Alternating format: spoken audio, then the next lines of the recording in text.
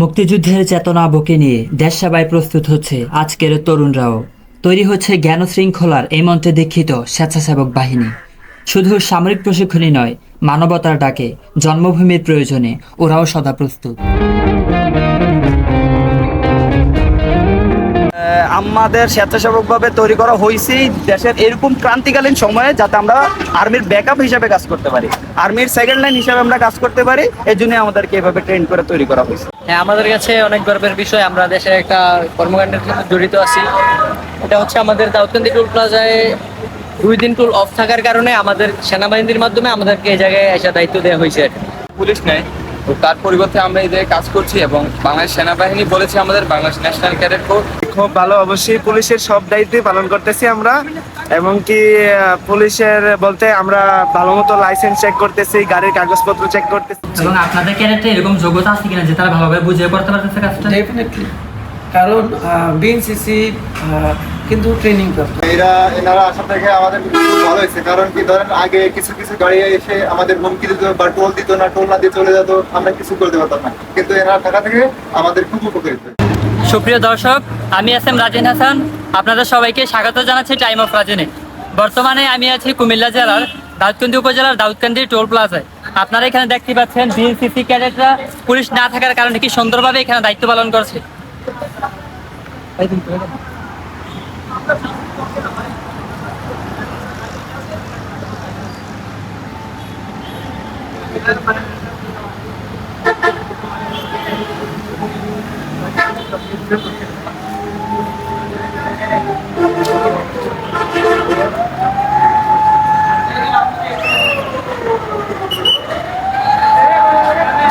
সুপ্রিয় দর্শক, এখানে বিএনসিসি ক্যাডেট যারা দায়িত্ব পালন করছে, আমরা ওদের সাথে একটু কথা বলবো। আপনি আমার সাথে আসেন। ভাই, আজকে এই যে পুলিশ না থাকার কারণে আপনারা দায়িত্ব পালন করছেন, এটা আসলে আপনার নিজের কাছে আসলে কেমন লাগছে ভাই? হ্যাঁ, আমাদের কাছে অনেক গর্বের বিষয়, আমরা দেশের একটা কর্মকাণ্ডের সাথে জড়িত আছি। এটা হচ্ছে আমাদের দাউদকান্দি টোল প্লাজায় 2 দিন টোল অফ থাকার কারণে আমাদের সেনাবাহিনীর মাধ্যমে আমাদেরকে এই জায়গায় এসে দায়িত্ব দেওয়া হয়েছে। এবং আপনারা কি সন্তুষ্ট কিনা এত সুন্দরভাবে দায়িত্ব পালন হ্যাঁ, করে? আমরা সন্তুষ্ট, সুন্দরভাবে দায়িত্ব পালন। এবং যারা দেখছে আপনাদেরকে দেখে, আপনারা যে পুলিশের অনুপস্থিতিতে দায়িত্ব পালন করছেন, এটা দেখার মাধ্যমে যারা যাত্রী আছে ওনারা কি মানে ভালো একটা ইয়া করে কিনা আপনাদেরকে? হ্যাঁ, ওনাদের মধ্যে একটা আসছে যে দেশের রাষ্ট্রীয় সম্পদ একটা রক্ষা করতে পারতেছি, এটার জন্য ওনারাও আমাদেরকে ভালোভাবেই দেখতেছি। ভাই, আপনাকে অসংখ্য ধন্যবাদ। সুপ্রিয় দর্শক, আমরা আরেকজনের কাছে একটু চলে যাই যারা দায়িত্ব। অবশ্যই কাউন্সিল মতো কিছু করা হচ্ছে। এই যে পুলিশ নেই, তো তার পরিবর্তে আমরা এই জায়গায় কাজ করছি এবং বাংলাদেশ সেনাবাহিনী বলেছে আমাদের বাংলাদেশ ন্যাশনাল ক্যাডেট কোর। ওরা দায়িত্ব দিয়েছে যে বাংলাদেশে যতদিন পর্যন্ত পুলিশ না থাকবে বা ওদের যতদিন কোনো চাকরিতে ওরা নিয়মিত না আসবে, ততক্ষণ পর্যন্ত তোমরা এই কার্যক্রম চালিয়ে যেত। তো আমরা এই নিয়ে সকল বিএনসি ক্যাডেট আমরা এই জায়গায় ভালোভাবে পাহারা দিচ্ছি বা সব কিছু তদারকি করছি। এরকমই টোল না দিয়ে অনেকেই চলে যাচ্ছে, সেটাও আমরা দেখছি, এবং অনেকে বাইক নিয়ে যাচ্ছে, এবং কিছু কিছু মানুষ হেলমেট না পরে যাচ্ছে, ওদের জন্য আমরা ভালো ব্যবস্থা রেখেছি, ওই জায়গায় শাস্তির ব্যবস্থা রেখেছি। কিন্তু আমরা ওদেরকে শাস্তির ব্যবস্থা বলতে আমরা ওদেরকে বোঝাচ্ছি যে আপনারা এবং বুঝানোর পর ওরা সতর্ক হচ্ছে কিনা? হ্যাঁ, অবশ্যই সতর্ক হচ্ছে। আমরা বলতেছি যে আমরা সেনাবাহিনীর আন্ডারে কাজ করছি, আপনারা যাই করবেন সাবধানে বা ভেবেচিন্তে কাজগুলি করবেন। আপনারা পুলিশ না থাকার কারণে আজকে এখানে দায়িত্ব পালন করছেন, এটা আপনাদের নিজেদের কাছে আসলে কেমন লাগছে যে দেশীয় একটা কাজে আপনি অংশগ্রহণ করতে পেরে? জি ভাই, অনেক ভালো লাগছে। এবং আপনি কি মানে পরবর্তীতে এরকম ধারা আপনাদের অব্যাহত থাকবে কিনা? জি ভাই, অবশ্যই। আপনাদের কেমন লাগছে এটা? জি, খুব ভালো, অবশ্যই পুলিশের সব দায়িত্বই পালন করতেছি আমরা, এবং কি পুলিশের বলতে আমরা ভালো মতো লাইসেন্স চেক করতেছি, গাড়ির কাগজপত্র চেক করতেছি, তারপর ভাইকে হেলমেট আছে কিনা, এগুলো সবকিছু চেক করতেছি ভাইয়া। এবং এগুলো করার পরে আপনি কি মনে হয়েছে কিনা যে তারা আসলে সতর্ক হইতেছে আপনাদের কথা শুনে? হ্যাঁ হ্যাঁ হ্যাঁ, সেটা শিওর, অবশ্যই সতর্ক হবে। এবং ভাই, মানে যারা আপনাদেরকে দেখতেছে যে আপনারা এই কাজগুলো করতেছেন, তো তাদের কাছে অনুভূতিটা কেমন থাকে? আপনাদের সম্পর্কে তারা কিছু বলে কিনা? তারা বাসা থেকে বলতেছে, নেটে দেখতেছে, বলতেছে যে ভাইয়াদের জন্য অনেক ধন্যবাদ, ভাইরা রোদে পুরে অনেক কষ্ট করতেছে, তাদেরকে অসংখ্য ধন্যবাদ। ভাই, আপনাকে অসংখ্য ধন্যবাদ আপনার মূল্যবান সময় থেকে কিছু সময় আমাদেরকে দেওয়ার জন্য। ভালো থাকবেন ভাই। আর এই কাজগুলো ভাই আপনারা সবসময়, ভাই আপনি যতটুকু জানলাম এখানে, আমি অনেক ক্যাডেটদের কাছ থেকে জানলাম যে আপনি সিও এবং আপনি একটি প্লাটুনের প্রধান। তো ভাই, আমি একটু কথা বলতেছি আপনার সাথে। আচ্ছা, বলুন। আপনি এখানে দায়িত্ব পালন করছেন আপনার ক্যাডেটদেরকে নিয়ে, এবং আপনার কি পুলিশের যে ব্যাকআপটা এটাকে দিতে পারতেছেন কিনা, যেহেতু পুলিশ এখানে নাই আপাতত, এবং আপনাদের ক্যাডেট সংখ্যা কত এখানে? আচ্ছা, আমি প্রথমে আমার পরিচয়টা দিই। আমি হচ্ছে cadet under officer Mohammad Mahmud Hasan, Mainamati regiment 9 BNCC battalion. আপনি যে প্রশ্নটা করছেন, খুব ভালো একটা প্রশ্ন করছেন। পুলিশের পরিপূরক বা পুলিশের বিপরীতে যে আমরা কাজ করতে পারবো, আমরা ততটা স্বয়ংসম্পূর্ণ না। হ্যাঁ, কারণ পুলিশ যেভাবে সারা বছর আমাদেরকে হেল্প করে গেছে, আমরা ওইটা জাস্ট সাময়িক সময়ের জন্য চেষ্টা করতেছি যে আমরা পারবো কিনা বা পারতেছি কিনা। আপনি এটা আরো বেশি ততটা আরো ভালো বলতে পারবে, জানতে পারবেন যে পুলিশ যারা আছে তাদের থেকে আরো ততটা ভালো জানতে পারবেন। আর আমাদের যে ক্যাডেটরা আছে, আমরা চেষ্টা করতেছি যাতে রাজস্ব যে টোলটা, এটা তো অবশ্যই রাজস্ব একটা খাতে যায়, রাজস্ব খাতে যাতে আমরা স্বয়ংসম্পূর্ণভাবে টাকাটা পাঠাইতে পারি, এটাই আমাদের মূল উদ্দেশ্য। আর পরিশেষে কথা এটাই যে আমরা পুলিশের গ্যাপটা এখনো কিন্তু ফুলফিল পূরণ করতে পারিনি, কিন্তু অনেক চেষ্টা করছেন আপনারা। হ্যাঁ, অবশ্যই অনেক চেষ্টা করা হয়েছে, এটাই আর কি। আপনারা কয়জন ক্যাডেট এখানে কাজ করছেন আসলে? আপনার ক্যাডেট কয়জন আছে এখানে? আচ্ছা, আমাদের টোটাল ক্যাডেট হচ্ছে দুই প্রতিষ্ঠানের টোটাল ক্যাডেট হচ্ছে 15 জন করে 30 জন। 30 জন ক্যাডেটের মধ্যে আমাদের এখানে বলা হয়েছে যে টোলে আপনার টোটাল 20 জন থাকবে। টোটাল 20 জনের থেকে আপনার এখানে বলদাকাল আছে, বিশোট আছে, বিশোট গুলো মানে বিভিন্ন পয়েন্টে আপনারা অবশ্যই। এরপর আপনার যে সমন্বয়ক যারা আছে, ছাত্র সমন্বয়ক আছে, তাদের সাথে আমরা কোঅপারেট করে তারপর আমরা ব্যবস্থা নিচ্ছি যে কোথায় দিলে ভালো হয়। আর সব থেকে বেশি মূল পয়েন্ট হচ্ছে আমাদের টোল প্লাজা, যাতে রাজস্বটার কোনো এবং আমি ইতিমধ্যে দেখলাম যে আপনার কয়েকজন ক্যাডেট অনেকজনদেরকে সচেতন করতেছে হেলমেট না পরার কারণে, এবং আরো বিভিন্ন বিষয় আমি দেখলাম। তো এইটা আসলে যেই সাধারণ জন এটা মানতেছে কিনা আপনাদের কথাগুলো? হ্যাঁ, অবশ্যই মানতেছে। আমরা কিছুক্ষণ আগে অনেকগুলাই বাইক ধরছি, হয়তো আপনারা ছিলেন না তখন। ওনাদের বলার সাথে সাথে ওনারা এসে টোল দিয়ে গেছে।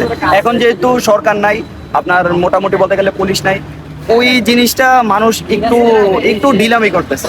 এই ঢিলামিটাই যাতে আমরা সচল করতে পারি, আবার আগের মতো আমরা বাংলাদেশকে আবার আগের মতো তৈরি করতে পারি, আমরা ওটা চেষ্টা করতেছি। হ্যাঁ, ওনারা আমাদের সাথে। আর সর্বোপরি আপনার দেশের জন্য কাজ করতে পেরে অনুভূতিটা কেমন আসলে?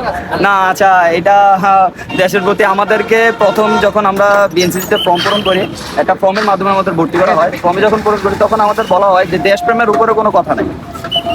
আর সব থেকে বড় কথা হচ্ছে আমাদের স্বেচ্ছাসেবকভাবে তৈরি করা হয়েছে দেশের এরকম ক্রান্তিকালীন সময়ে যাতে আমরা আর্মির ব্যাকআপ হিসাবে কাজ করতে পারি, আর্মির সেকেন্ড লাইন হিসাবে আমরা কাজ করতে পারি। এই জন্য আমাদেরকে এভাবে ট্রেন করে তৈরি করা হয়েছে। ভাই, আপনাকে অসংখ্য ধন্যবাদ এবং আপনার ক্যাডেটদেরকে এত সুন্দরভাবে আসলে এখানে দায়িত্বগুলো পরিচালনা করার জন্য ধন্যবাদ।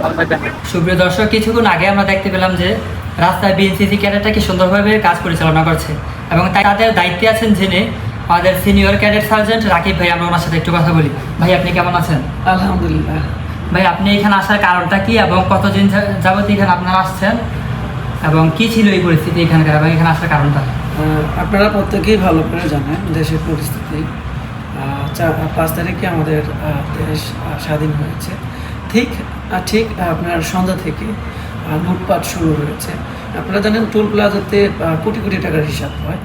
তো কিছু লোক তারা হচ্ছে কি তাদের পজিশন নিয়ে নিয়েছিল যে এখানে লুট করবে। তাছাড়াও আমরা যেহেতু বিএনসিসি, আমাদের একটা দায়িত্ব আছে। যদি বাহিনী হিসাব করেন, সেনাবাহিনীর দ্বিতীয় লাইনে বাহিনী, অনেকগুলো বাহিনী আছে, লাইন যদি আপনি হিসাব করেন, দ্বিতীয় লাইনে আমরা আছি। তো আমরা যেহেতু আছি, আমরা যেহেতু বিএনসিসি, আমরা ট্রেনিং প্রাপ্ত। যখনই দেশে কোনো মানে এরকম পরিস্থিতি সৃষ্টি হবে, হইতেই পারে, যেমন হয়ে গেল, এখন আমরা বিএনসিসি মাঠে আছি। আলহামদুলিল্লাহ, আমরা আমাদের মতো করে কাজ করতেছি। এবং যারা এখানে টোল প্লাজার যারা আছে তারা খুব আতঙ্কের মধ্যে ছিল। যখন যেমন 5 তারিখে সন্ধ্যার দিকে এদিকে আক্রমণ হয়েছে, ঠিক আমরা 6 তারিখে সকালে এখানে অবস্থান নিয়েছি আমাদের মতো করে আমরা।